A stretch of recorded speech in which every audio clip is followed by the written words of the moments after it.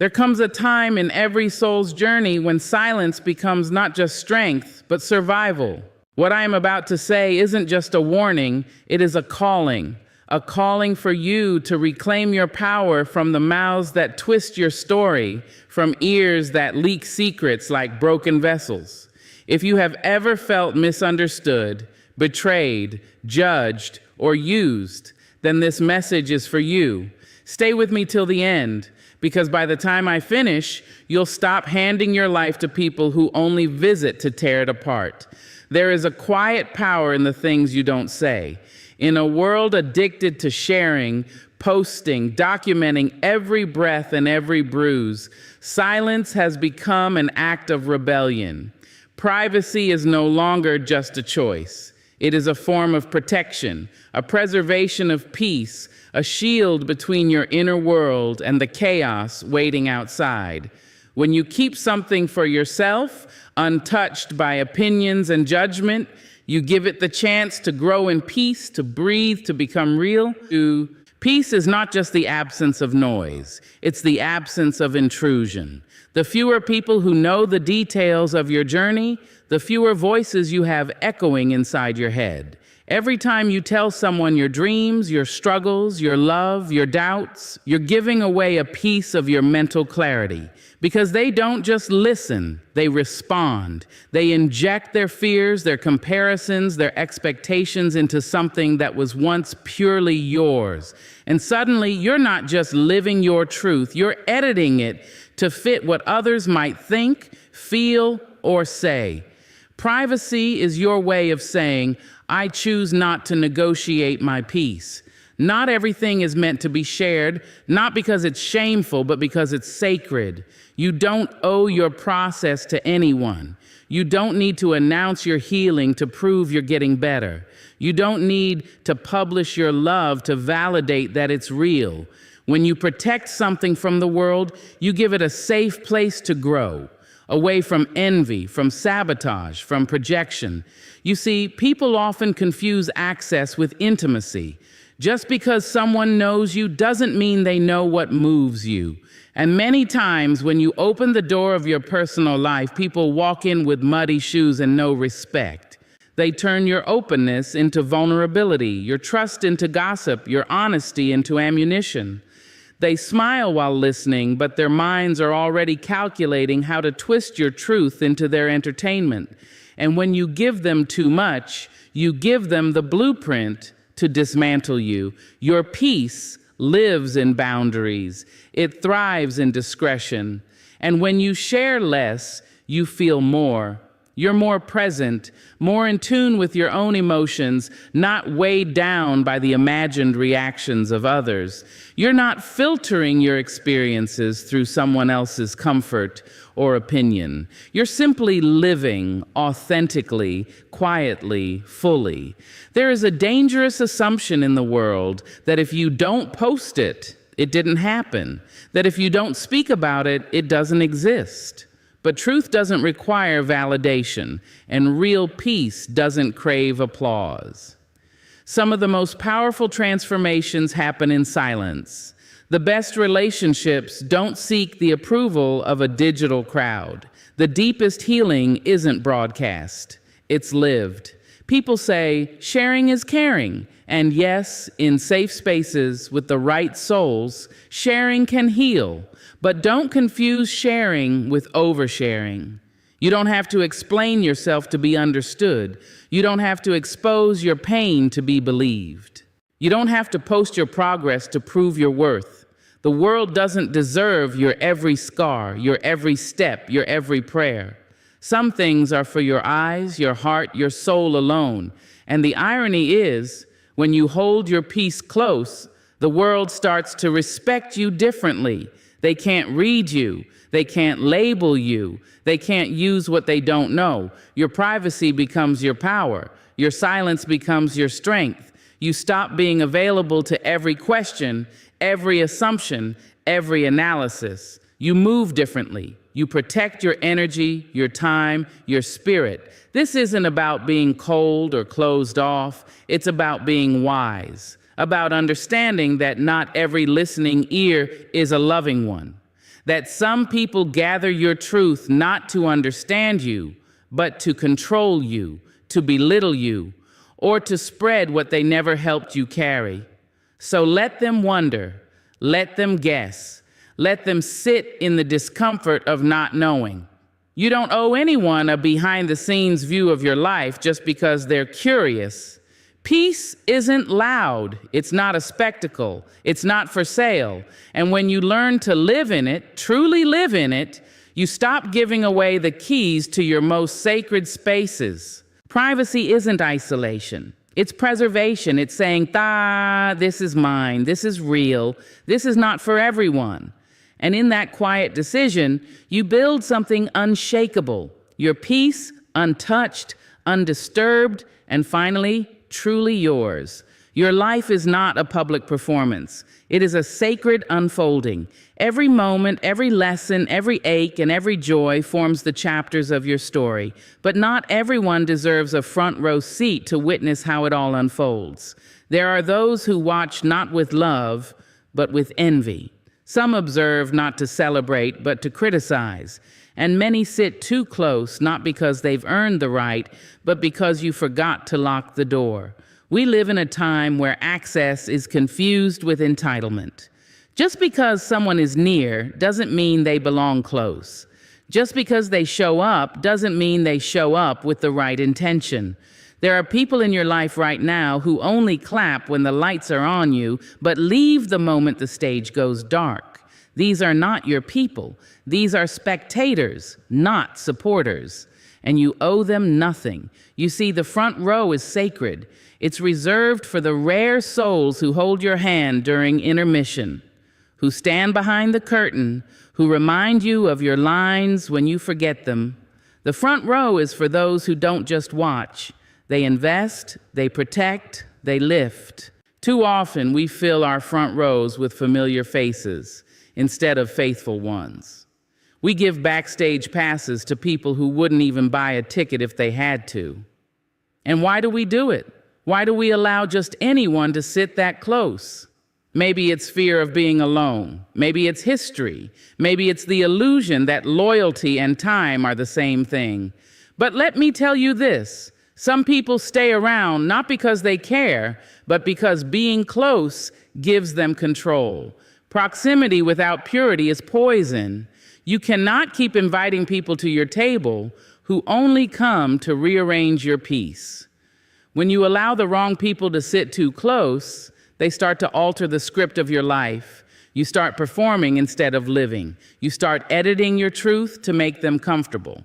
You start silencing your pain because they can't hold it. And before you know it, you're not even the main character in your own story anymore. You're just performing for approval that should have never mattered in the first place. Let's be honest. Some of the worst betrayals didn't come from strangers. They came from people you gave the best seats to, the ones you trusted, the ones you rooted for, the ones you let into places others could only dream of. And what did they do? They took notes, they took advantage, they took your truth and twisted it into entertainment. That's why discernment is so important. Not everyone clapping is celebrating. Some clap just loud enough to blend in while secretly hoping you fall. The truth is, you are not obligated to keep anyone close who doesn't honor your presence. You are not unkind for protecting your peace. You are not cold for creating distance. You are wise. You are evolving. You are finally realizing that your energy is expensive, your presence is valuable, and your story is not community property. Let people earn your closeness. Let them prove they can handle your light and your shadow. Let them demonstrate that they don't just love the strong version of you, but also the tired, the healing, the uncertain version. Don't be afraid to rearrange your seating chart. Some people belong in the back, some only in the hallway, and some don't need to be in the building at all. This is your life. You set the boundaries. You control the guest list. You decide who gets the honor of walking with you through the sacred, messy, beautiful parts of becoming. Stop shrinking to fit people who never stretch to understand you. Stop explaining yourself to people who only listen to reply, not to receive. And stop keeping people close just because you once called them family or friend. Titles don't earn seats, character does. You don't owe anyone proximity. You owe yourself peace. You owe yourself safety. You owe yourself space to grow without being watched, judged, or drained. Let your heart be a guarded theater, your mind a sacred script, your soul a performance too rich to be cheapened by the wrong audience, because not everyone deserves to sit in the front row of your life.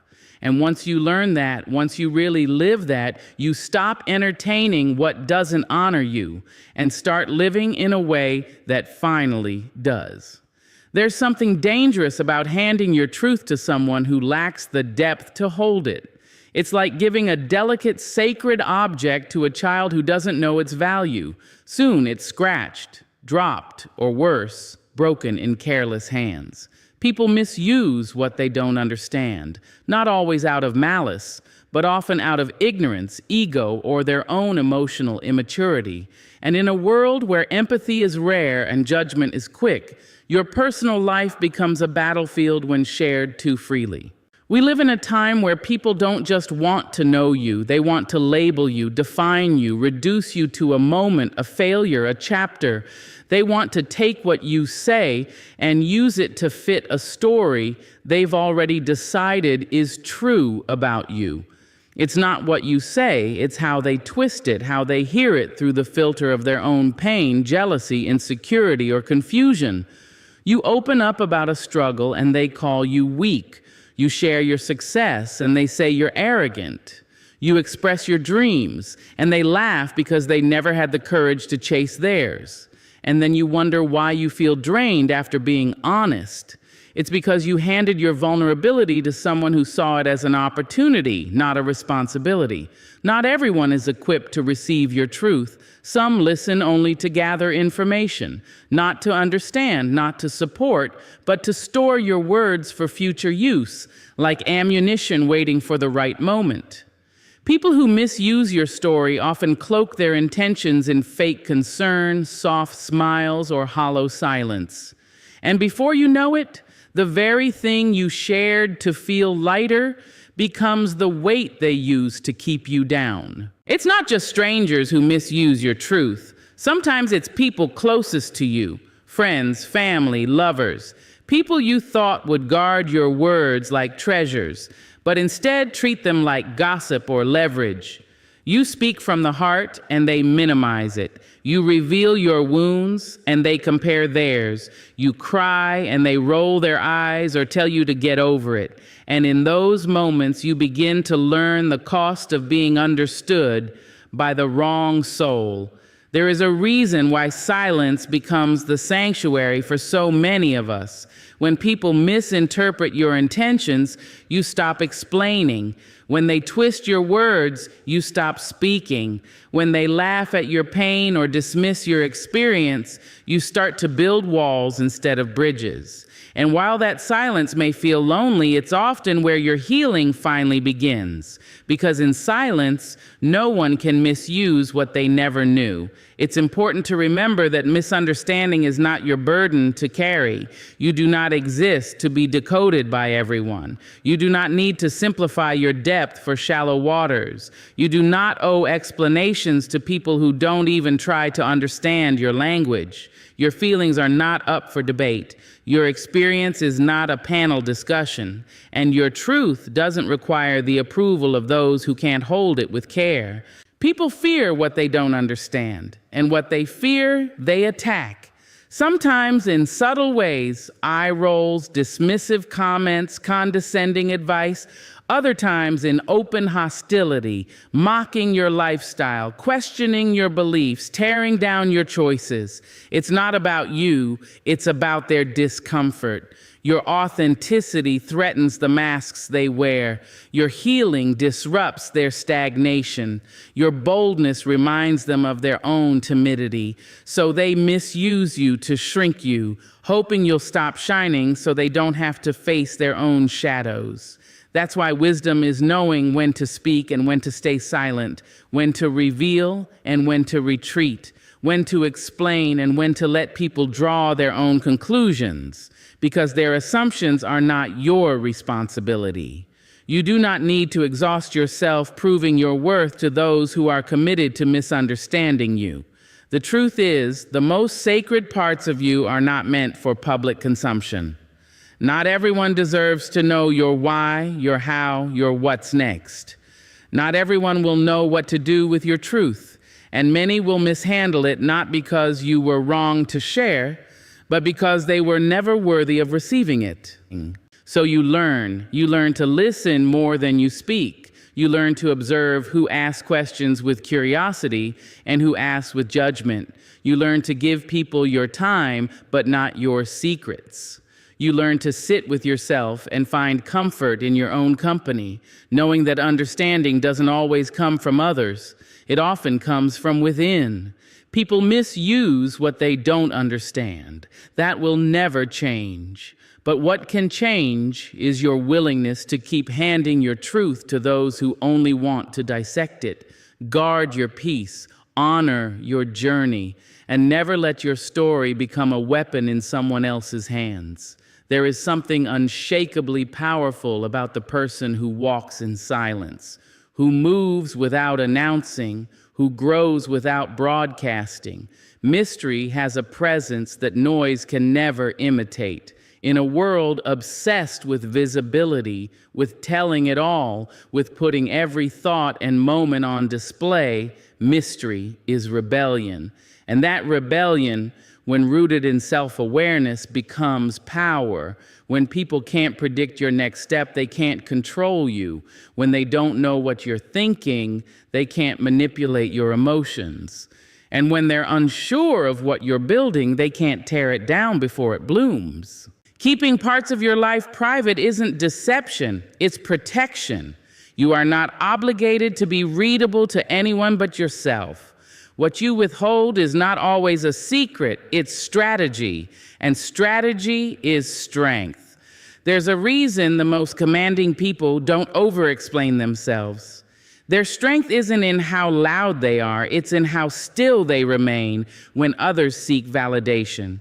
You don't have to spill every detail to be honest. You don't have to expose every layer to be real. Mystery doesn't mean you're hiding. It means you're holding your vision close, holding your boundaries tight, holding your growth sacred until it's ready to stand on its own. People underestimate what they can't figure out. That's why the mysterious are often labeled as distant, cold, or arrogant.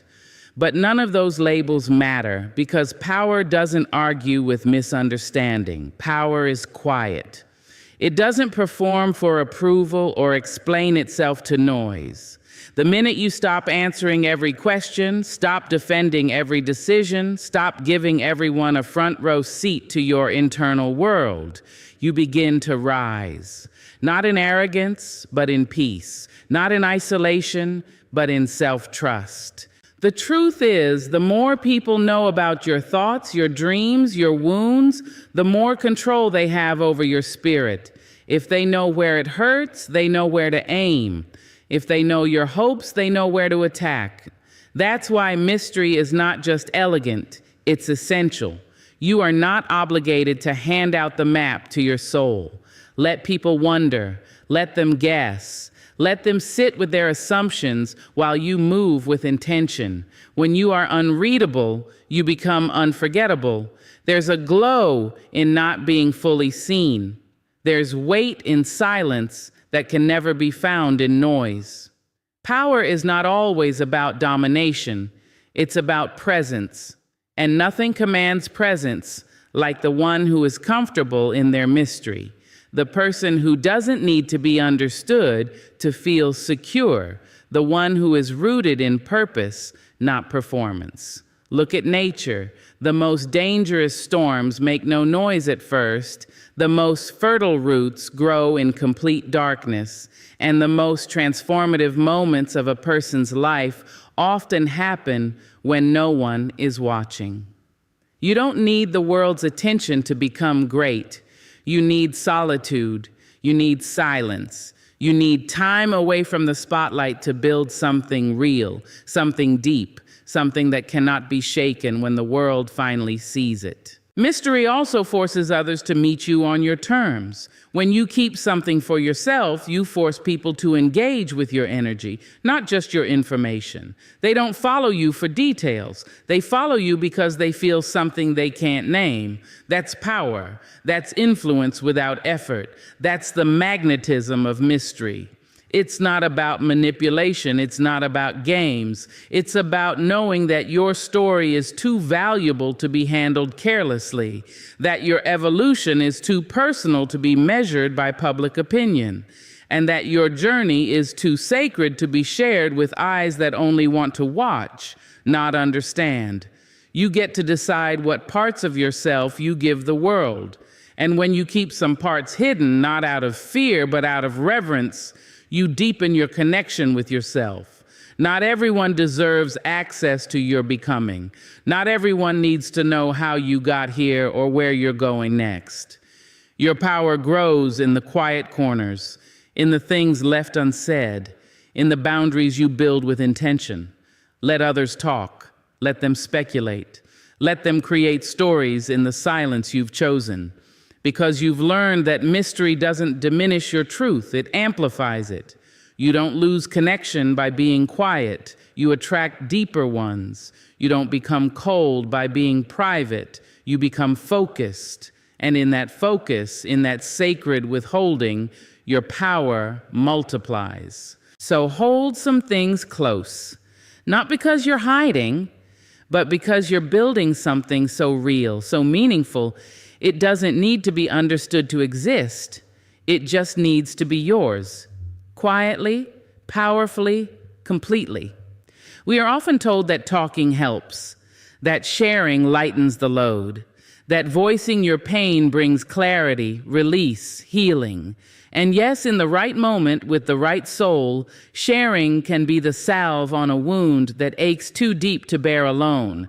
But here's the truth people rarely speak. Sharing doesn't always heal. Sometimes it hurts more. Sometimes it exposes you to judgment instead of compassion. Sometimes it opens a door you were better off leaving closed. Not everyone deserves to hear your story. Not everyone knows how to hold your truth without squeezing it into their own understanding.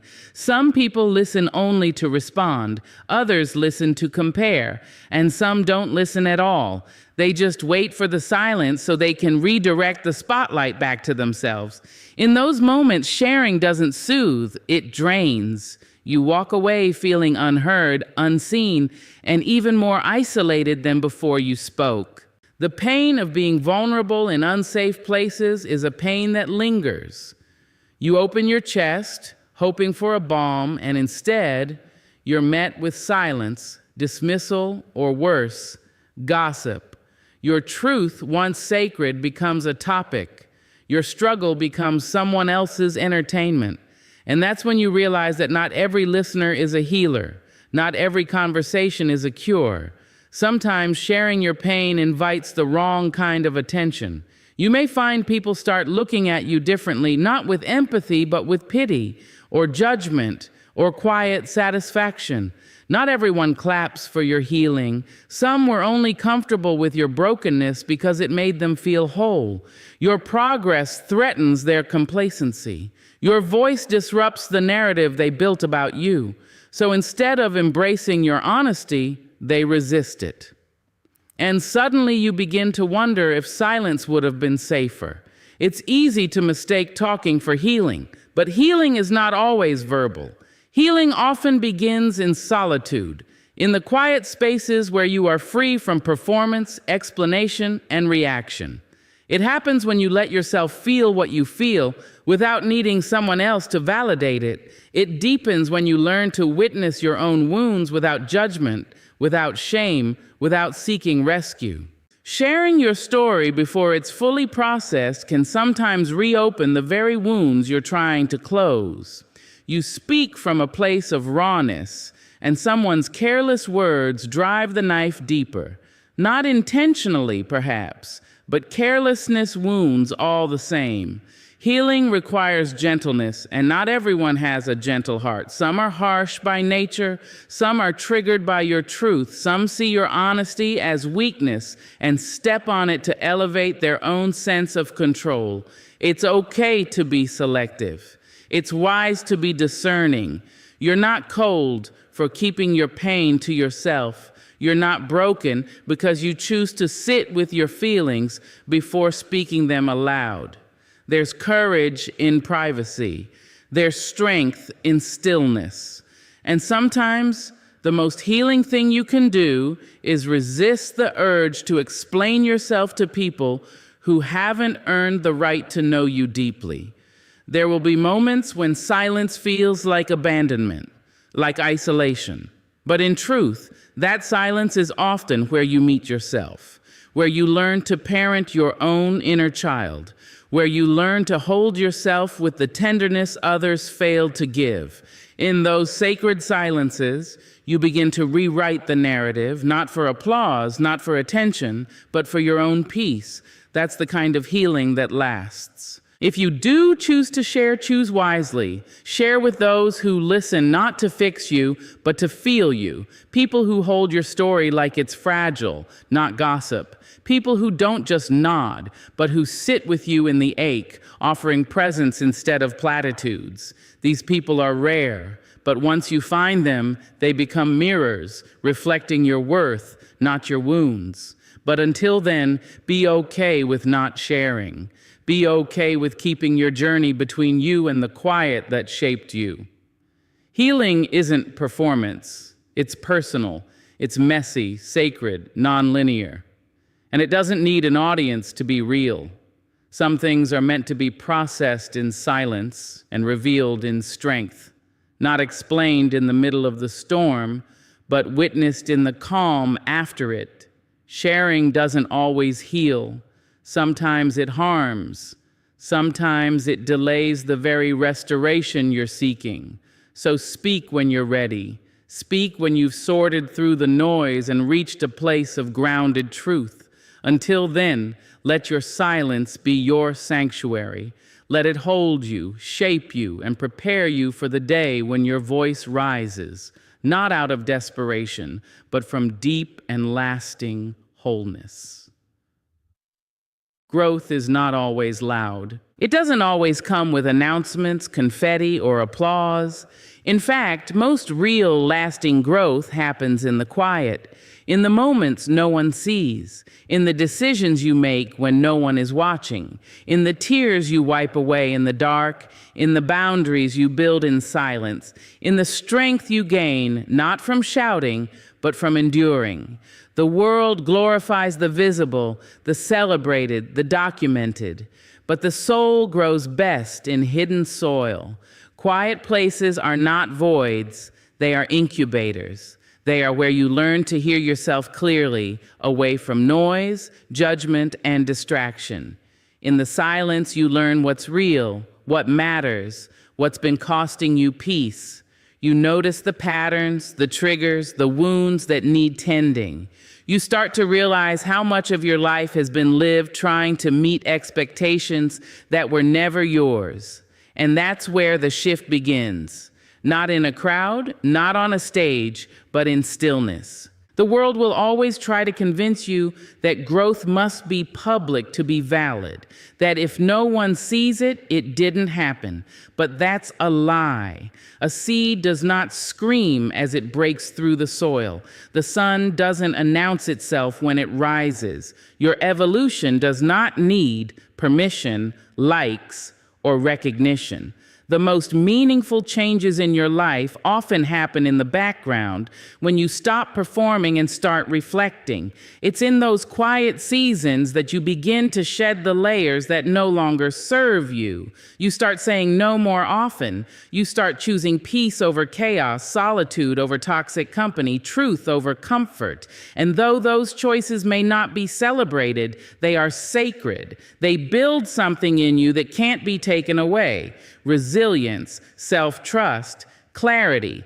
But make no mistake, the quiet places are not easy. They come with loneliness, with doubt, with the ache of letting go. It's hard to step back when you've spent your life trying to be seen. It's hard to disconnect when the world tells you that your worth is tied to how loud, how visible, how busy you are.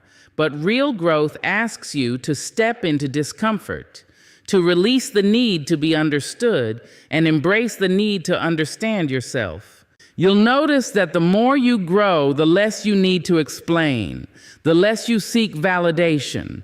You stop trying to convince people of your worth. You stop needing to prove how far you've come. You begin to live from a deeper place, a quieter, steadier place. That's not regression, that's maturity. That's what happens when you stop chasing and start becoming. There's a beauty in being unknown while you grow, in not being defined by your past or your potential, but by your present commitment to evolve. When no one's watching, you're free to make mistakes, to fall apart, to rebuild without commentary. You don't need to curate your healing or make it look poetic. You just need to keep going, step by step, breath by breath. And in that unseen persistence, you become something unshakable. Quiet growth also teaches you compassion, because when you've sat in silence with your own suffering, you start to see others more clearly. You don't judge their slowness. You don't mock their confusion. You understand that everyone is carrying something invisible, and that understanding doesn't make you louder. It makes you softer, wiser, more human. You'll learn that silence is not emptiness. It's space. Space to think, to feel, to rest, to reset. In the quiet, you'll find things you didn't even know you'd lost. Your joy, your creativity, your inner child. You'll start to dream again. You'll remember who you were before the world told you who to be. And slowly, without needing anyone to notice, you'll rise. One day, the world might see the changes. They'll see how much stronger you've become, how much lighter you walk, how much calmer you speak. They'll call it sudden. They'll say it came out of nowhere, but you'll know the truth. It was built in silence, through sleepless nights, through tough decisions, through every quiet act of courage no one clapped for. So don't rush to be seen. Don't fear the quiet. Let it do its work. Let it refine you, not define you, because the strongest trees grow deep roots before they ever break the surface. And your roots, though unseen, are everything. Keep growing. Keep going. The quiet is not your punishment. It's your preparation. Your life is not a performance. It was never meant to be. You are not here to entertain others with your pain, your joy, your progress, or your process. You are not here to prove anything. You are not a show. You are a soul, unfolding moment by moment in ways too sacred to be packaged, too profound to be understood by a distracted audience. Yet we live in a world that demands performance, a world that praises visibility over authenticity, a world where worth is measured by likes, followers, reactions, by how well you fit into a box, how easily you can be consumed. We are taught from an early age to adjust, to mask, to edit ourselves for the comfort of others. Smile when you're breaking, be polite when you're angry, stay strong when you're crumbling inside. These are the roles we learn to play, and before we realize it, we're living our lives on a stage we never auditioned for, performing lines we never wrote. But the truth is, none of it is real. Not the applause, not the criticism, not the script someone else handed you. What's real is what you feel when no one is looking.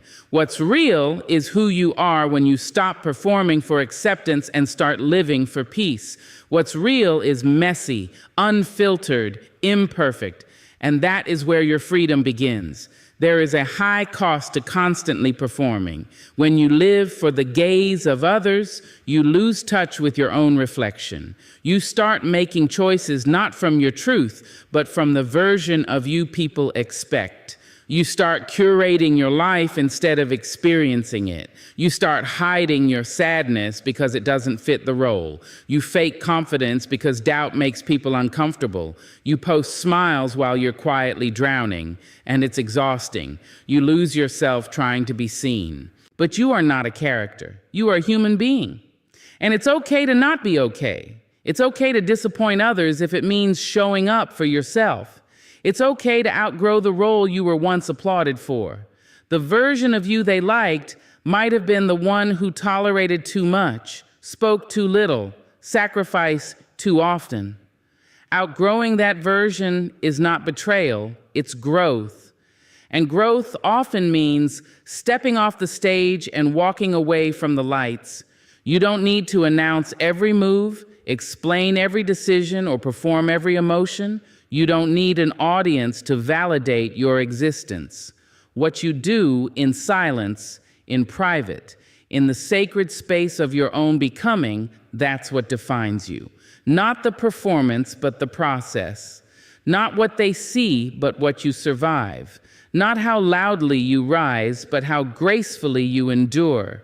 Some people will only love the version of you that entertains them, that keeps them comfortable, that stays in line. But you are not obligated to keep playing that part. Your truth is not a costume. Your dreams are not for public rehearsal. Your healing is not a storyline. Your life is not content. And the more you stop performing, the more you start living. Living means you cry when you need to cry, not when it's convenient for others. Living means you say no without guilt. Living means you rest without apology. Living means you walk away from people who love the mask but couldn't handle the face beneath it. Living means you dare to be real in a world that thrives on pretense. You don't owe anyone your perfection. You don't have to be inspiring all the time. You are allowed to be human. You are allowed to be in progress. You are allowed to be messy, loud, silent, unsure, changing. That's not weakness, it's life. And life doesn't follow a script. It breaks it, rewrites it, rips it up, and starts again. Let the applause fade. Let the spotlight dim. Come back to yourself. Sit with your truth. Live your life not for their approval, but for your alignment. You were never created to be a performer. You were created to be whole. Let them call you inconsistent, difficult, different. Let them misunderstand your silence, your solitude, your shifting. That's none of your business. Your only job is to live fully, freely, honestly, without needing an audience to clap for you, without waiting for someone to tell you who you are. Your life is not a performance, it's a miracle, and it deserves to be lived, not staged. So keep some things only for you. Let the world see your shine, but never your wiring. Speak less of what you're building. Talk less of who hurt you. Trust less of those who only come close when there's something to take. Because the safest life isn't the loudest. It's the one protected by wisdom, sealed in silence, and honored in peace.